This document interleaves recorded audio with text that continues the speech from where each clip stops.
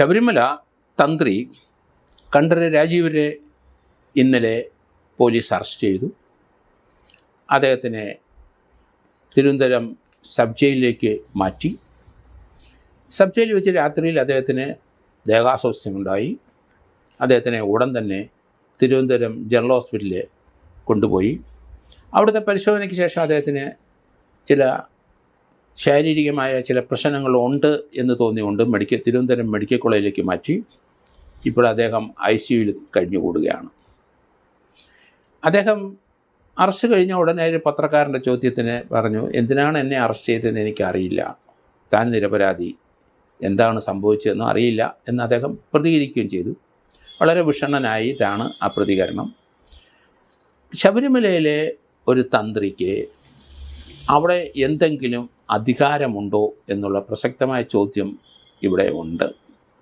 അദ്ദേഹത്തിന് പൂജാ കാര്യത്തിൽ മാത്രമേ അദ്ദേഹത്തിന് എന്തെങ്കിലും അഭിപ്രായം പറയാനും അതിൽ പൂജ ചെയ്യാനും അത് നിർവഹിക്കാനും സഹായികളെ കൂട്ടാനും ഒക്കെ കഴിയുള്ളൂ. അല്ല, ശബരിമലയിലെ സ്വത്തുക്കളെ പറ്റിയൊന്നും അദ്ദേഹത്തിന് ആധികാരികമായ സംരക്ഷിക്കേണ്ട ഒരു ചുമതലയില്ല. പൂജാകർമ്മങ്ങൾ മാത്രം ചെയ്യുക, അത് തലമുറകളായിട്ട് ചെയ്തുകൊണ്ടിരിക്കുകയാണ്. 1951 മുതലാണെന്ന് എനിക്ക് തോന്നുന്നു. അത് താഴമൺ കുടുംബക്കാരാണ് അത് ചെയ്യുന്നത്.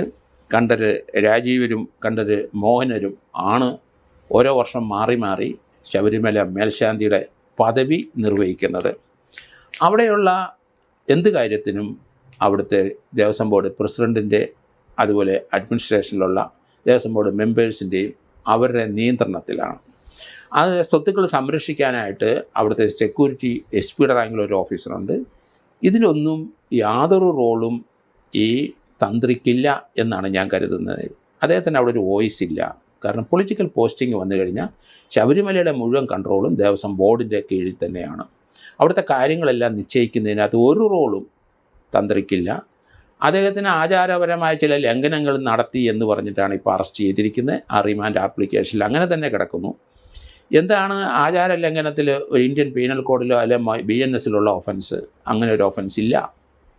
ആചാര ലംഘനവും അവർ പൂജയിൽ എന്തെങ്കിലും വൈവിധ്യ കാര്യങ്ങൾ അദ്ദേഹം ചെയ്തു എന്നൊരു ആക്ഷേപം ഉണ്ടെങ്കിൽ അത് ഇന്ത്യൻ പീനൽ കോഡ്, ഇന്ത്യൻ ശിക്ഷാ നിയമത്തിൻ്റെ പരിധി വരുന്ന കാര്യങ്ങളല്ല. അത് പൂജ കാര്യങ്ങളാണ്, മതപരമായ കാര്യങ്ങളാണ്. അതൊരു ഒഫൻസല്ല. പിന്നെ എന്തിനാണ് അദ്ദേഹത്തിനെ അറസ്റ്റ് ചെയ്തതെന്ന് എനിക്ക് മനസ്സിലാവും. ഒരു ഹേസ്റ്റി അറസ്റ്റ് എന്ന് ഞാൻ തുടക്കം മുതലേ പറയുന്നത് അതുകൊണ്ടാണ്. കാരണം ഇതിനകത്ത് അവിടുത്തെ ദേവസ്വം ബോർഡ് പ്രസിഡൻറ്റും മറ്റവരും പറയാം, ശരി കുറച്ച് സ്വർണം പൂശണം എന്ന് പറഞ്ഞാൽ പൂശിക്കോളൂ എന്നല്ലാതെ അത് എതിർക്കാൻ അദ്ദേഹത്തിന് കഴിയില്ല.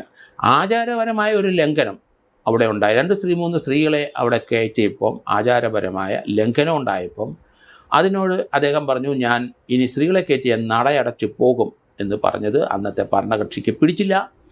അതിന് അദ്ദേഹത്തിനോട് വലിയ ശത്രുതയുണ്ട്. കാരണം അത് പറയേണ്ട ബാധ്യത അദ്ദേഹത്തിനുണ്ട്. സ്വർണം അവിടുത്തെ ഗുരുദേവൻ അല്ലെങ്കിൽ അവിടുത്തെ പ്രതിഷ്ഠ അത് കല്ലിലുള്ളതാണ്. ആ പ്രതിഷ്ഠയെ സ്വർണം പൂശി അതിനെ കുറച്ചുകൂടെ സൗന്ദര്യവൽക്കരണം നടത്തിയെന്നല്ലാതെ അതിൽ വീണ്ടും സ്വർണം പൂശുകയും കുറഞ്ഞ എടുക്കുകയും ചെയ്യുന്നതൊന്നും ആ പൂജാരിയുടെ അല്ലെങ്കിൽ തന്ത്രിയുടെ പരിധിയിൽ വരുന്നതല്ല. അവിടെ പൂജ നടത്തുക, അതിനുള്ള കർമ്മങ്ങൾ ശാസ്ത്രവിധി പ്രകാരം അദ്ദേഹം ചെയ്യും. അല്ലാതെ അതിനപ്പുറത്തോട്ട് സ്വർണം പൂശി കുറച്ചുകൂടെ സൗന്ദര്യവൽക്കരണം നടത്തുന്നതിൽ അദ്ദേഹത്തിന് തടസ്സമില്ല. അദ്ദേഹത്തിൻ്റെ തടസ്സം നിന്നാൽ അവർ കൊണ്ടുപോകും. കാരണം ശബരിമലയിലെ മുഴുവൻ കൺട്രോളും രാഷ്ട്രീയപരമായിട്ട് തന്നെയാണ്, ദേവസ്വം ബോർഡ് തന്നെയാണ്. അവിടെ രാഷ്ട്രീയപരമായിട്ട് ആൾക്കാരെ അവിടെ പോസ്റ്റ് ചെയ്യുന്നുണ്ട്. അവർ പറയുന്നതനുസരിച്ച് മാത്രമേ ഈ തന്ത്രിക്ക് എന്തെങ്കിലും ചെയ്യാൻ കഴിയുള്ളൂ. പൂജയുടെ കാര്യത്തിൽ അദ്ദേഹം നിഷ്കർഷിക്കും, പറയും, ചെയ്യാം. അവിടെ വരുന്ന വരുമാനത്തിൻ്റെ കാര്യങ്ങൾ, അവിടെ വരുന്ന നടപടിക്രമങ്ങൾ, സെക്യൂരിറ്റി കാര്യങ്ങൾ, അതിനൊക്കെ ദേവസ്വം ബോർഡ് ബെഞ്ചുമുണ്ട്. ആ ദേവസ്വം ബോർഡ് ബെഞ്ചിൻ്റെ പരിധി വരുന്ന ആൾക്കാരാണ് ദേവസ്വം ബോർഡ് പ്രസിഡൻറ്റും ദേവസ്വം ബോർഡ് കമ്മിറ്റിക്കാരും. ആ രാഷ്ട്രീയപരമായ തീരും ഒരു ദേവസ്വം മന്ത്രിയുമുണ്ട്. അപ്പോൾ എന്തിനാണ് ഇപ്പോഴത്തെ ഈ അറസ്റ്റ് നടത്തിയെന്ന് എനിക്ക് വ്യക്തമല്ല. അദ്ദേഹത്തിന് ധാരാളം പണം വരും. അദ്ദേഹം പല സ്ഥലത്തും ദക്ഷിണേന്ത്യയിലെ പൂജയ്ക്ക് പോകുന്നതാണ്. അവിടെ നിന്നൊക്കെ പണം കിട്ടും. ഉണ്ണികൃഷ്ണൻ പോറ്റി പലയിടത്തും പൂജയ്ക്ക് കൊണ്ടുപോയിട്ടുണ്ട്, പണം കൊടുക്കും. അത് ശബരിമല സ്വർണ്ണക്കൊള്ളയുടെ ഒരു വീതമാണെന്ന് പറയാൻ ഒക്കില്ല. അത് അദ്ദേഹത്തിന് കിട്ടുന്ന അദ്ദേഹത്തിൻ്റെ വേതനമാണ്. അദ്ദേഹം ഒരു ശമ്പളക്കാരനാണെന്നും പറയാൻ ഒക്കില്ല. ദേവസ്വം ബോർഡിലെ പൂജ നടത്തുന്നതിന് ചില വേതനം അദ്ദേഹത്തിന് കൊടുക്കുന്നുണ്ട്. അതിലപ്പുറം ഒന്നുമില്ല. അവിടുത്തെ ഒരു പെൻഷനറോ പെൻഷനാകാൻ പോകുന്ന വ്യക്തിയോ അവിടുത്തെ സ്ഥിരം മാസശമ്പളം സർക്കാർ ജീവനക്കാരനെ പോലെ വർദ്ധിച്ചു വരുന്നതൊന്നുമല്ല. അപ്പോൾ അദ്ദേഹത്തിൻ്റെ ഈ പ്രവൃത്തിയിൽ അദ്ദേഹത്തിന് വരുമാനം സ്വർണം വിറ്റ വകയിൽ അദ്ദേഹത്തിന് കോടിക്കണക്കിനോ ലക്ഷക്കണക്കിനോ രൂപ വന്നിട്ടുണ്ടോ എന്ന് മാത്രമാണ് നോക്കേണ്ടത്. അദ്ദേഹം സാമ്പത്തികമായിട്ട് നല്ല ഉയർച്ചയിലുള്ളവരാണ്. കാരണം പൂജയ്ക്ക് ദക്ഷിണേന്ത്യയിലെ 4-5 സ്റ്റേറ്റുകളിൽ എല്ലാ അമ്പലങ്ങളിലും പോകുമ്പം വലിയ അധികം പണം അദ്ദേഹത്തിന് കിട്ടിക്കൊണ്ടിരിക്കുന്ന ഒരു വ്യക്തിയാണ്. അതുകൊണ്ട് അത് ഈ ദേവസ്വം ബോർഡിൻ്റെ കൊള്ളയായിട്ട് ബന്ധപ്പെടുത്തുന്നത് ശരിയല്ല.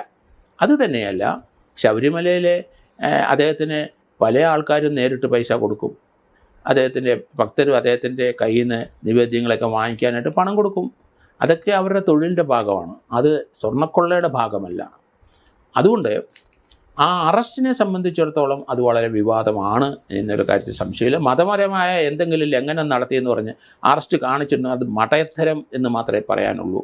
കാരണം അതുകൊണ്ട് അടുത്ത ദിവസം 11-ാം തീയതി അദ്ദേഹത്തിന് ജാമ്യം ലഭിക്കും എന്നാണ് ഞാൻ കരുതുന്നത്. കാരണം ക്രിമിനൽ ഒഫൻസ് അതിൻ്റെ അകത്തില്ല. അദ്ദേഹത്തിൻ്റെ വീട് ഇന്നലെ ഉച്ചയ്ക്ക് 12:30 മണി മുതൽ രാത്രി 10:30 വരെ റെയ്ഡ് ചെയ്ത് ആ വീട്ടിൽ നിന്നുള്ള ഈ ശബരിമല കൊള്ളയായിട്ട് ബന്ധപ്പെട്ട എന്തെങ്കിലും ലഭിച്ചിട്ടുണ്ടോ, അദ്ദേഹത്തിൻ്റെ ഭാര്യയ്ക്കും അദ്ദേഹത്തിൻ്റെ കയ്യിലുമൊക്കെ ചിലപ്പോൾ സ്വർണ്ണങ്ങൾ കാണാം.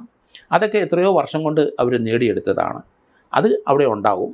ധാരാളം സ്വത്തും അദ്ദേഹത്തിന് ഉണ്ടാവും. കാരണം ഒരു മാസം നല്ലൊരു ശതമാനം, നല്ല ലക്ഷക്കണക്കിന് രൂപ വരുമാനമുള്ള വ്യക്തികളാണ് പൂജ കാര്യത്തിൽ തന്നെ. ആ തന്ത്രിയുടെ കയ്യിൽ നിന്ന് ഒരു അപ്പോയിൻമെൻറ്റ് കിട്ടാൻ തന്നെ 5000-10000 ഒക്കെ വാങ്ങിക്കും. അപ്പോൾ ധാരാളം പണം വരുന്നൊരു വ്യക്തിയാണ്. അദ്ദേഹത്തിന് ഇങ്ങനെ പണം വരാനുള്ള കാരണം അവിടുത്തെ ശബരിമലയിലെ ദേവൻ്റെ പ്രതിഷ്ഠയും അവിടുത്തെ പൂജയും തന്നെയാണ്. അത് നശിപ്പിക്കാൻ, അതിൻ്റെ സ്വർണം അടിച്ചെടുക്കാനും അദ്ദേഹം തുനിയും എന്ന് എനിക്ക് തോന്നുന്നില്ല. അദ്ദേഹത്തെപ്പറ്റി വ്യക്തിപരമായ ധാരാളം അഭിപ്രായ വ്യത്യാസം പലർക്കും ഉണ്ടാകാം. അദ്ദേഹത്തിൻ്റെ ചെയ്തികളെ വിമർശിച്ചിട്ടുണ്ടാകും, മോശമായ ചെയ്തികൾ ചിലപ്പം നടത്തിയിട്ടും ഉണ്ടാകാം. പക്ഷേ ശബരിമലയിലെ സ്വർണം അടിച്ചുമാറ്റി ദേവനെ അപ്രീതിപ്പെടുത്തിക്കൊണ്ടുള്ള ഒരു പ്രവൃത്തി ഈ തന്ത്രി ചെയ്യുമെന്ന് ഞാൻ കരുതുന്നില്ല. അതുകൊണ്ടാണ് ആ തന്ത്രിയുടെ ഇപ്പോഴത്തെ അറസ്റ്റ് അദ്ദേഹത്തിനെ പിന്നീട് മാപ്പുസാക്ഷിയാക്കാനാണ്. എന്തിനാണ് ഒരു കേസിനകത്ത് മാപ്പുസാക്ഷി വരേണ്ടത്? ഏത് സാഹചര്യത്തിലാണ്? എല്ലാത്തിനും മാപ്പുസാക്ഷിയാക്കാൻ പറ്റുമോ? ഒരു കൊലപാതകം ഒരു വനത്തിലൊരു കൊലപാതകം നടന്നിട്ടുണ്ടെങ്കിൽ ആ വനത്തിൽ ആരും സാക്ഷികളില്ല. ആ കൊലപാതകം ചെയ്ത ഒരാൾ സത്യം പറഞ്ഞു കഴിഞ്ഞാൽ അയാൾക്ക് കോടതി മാപ്പ് കൊടുത്തിട്ട് മറ്റുള്ളവരെ ശിക്ഷിക്കും. എവിഡൻസ് അങ്ങനെയാണ് വരുന്നത്. ശബരിമല കാര്യത്തിൽ തുറസായ സ്ഥലമാണ്, ലക്ഷക്കണക്കിന് ആൾക്കാരുണ്ട് അവിടുത്തെ ചെയ്തികൾ. ഇത് മാറ്റിക്കൊണ്ട് പോകുന്നതും അത് പലസുകൊണ്ടും ധാരാളം ആൾക്കാരുണ്ട്. എന്തിനാണ് ഒരു മാപ്പുസാക്ഷിയുടെ ആവശ്യം? അപ്പം ഇദ്ദേഹത്തിനെ മാപ്പുസാക്ഷിയാക്കേണ്ട ഒരു ആവശ്യമില്ല ശബരിമല കേസിനകത്ത്. അവിടുന്ന് സ്വർണം കടത്തിക്കൊണ്ട് പോയതിൻ്റെ ദൃശ്യങ്ങളുണ്ട്, അത് കാണാം നമുക്ക്. പിന്നെ എന്തിനാണ് ഒരു മാപ്പുസാക്ഷി? അദ്ദേഹത്തിൻ്റെ സമ്മതം ഉണ്ടെങ്കിലും ഇല്ലെങ്കിലും അത് കടത്തിക്കൊണ്ട് പോകും. കാരണം അത് ദേവസ്വം ബോർഡ് ചെയ്യുന്ന പ്രവൃത്തി, അതിന് മിണ്ടാൻ ഒക്കില്ല. അദ്ദേഹത്തിനെ ഭീഷണിപ്പെടുത്തി അദ്ദേഹം പിന്നെ മിണ്ടത്തില്ലല്ലോ. കാരണം ഒരു ക്രിമിനൽ സ്വഭാവം ഉള്ള അല്ലെങ്കിൽ ഒരു ക്രിമിനാലിറ്റിയിലേക്ക് പോകുന്നവരൊന്നും അല്ല താഴമൻ മഠത്തിലുള്ളവർ. പൂജ മാത്രം നടത്തി ദൈവത്തിൻ്റെ അടുത്തിരിക്കുന്നവരാണ്.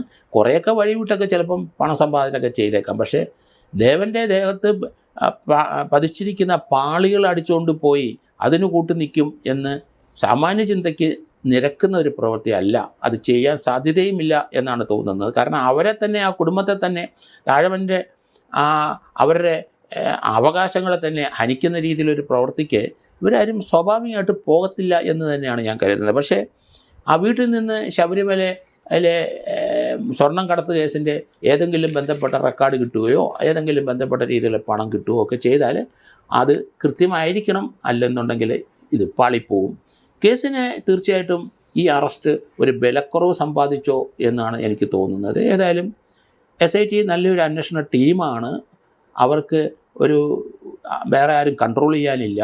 അത് വെങ്കടേഷും അതുപോലെ ശശിധരനും നേരിട്ട് ഡിവിഷൻ ബെഞ്ചിൻ്റെ നിയന്ത്രണത്തിൽ തന്നെയാണ്. അതുകൊണ്ട് പൊളിറ്റിക്കലായിട്ടുള്ള ഏതെങ്കിലും ഒരു സ്വാധീനത്തിൻ്റെ പുറത്താണ് ഇപ്പം തന്ത്രിയെ അറസ്റ്റ് ചെയ്ത് അങ്ങനെ വ്യാപകമായ ഒരു ആരോപണം ഉണ്ടെങ്കിലും അങ്ങനെ ഒരു ചെയ്ത പ്രവൃത്തി കേസിന് ദൂഷ്യകരമാണെങ്കിൽ അത് ചെയ്യാൻ പാടില്ലായിരുന്നു എന്നാണ് എൻ്റെ വ്യക്തിപരമായ അഭിപ്രായം.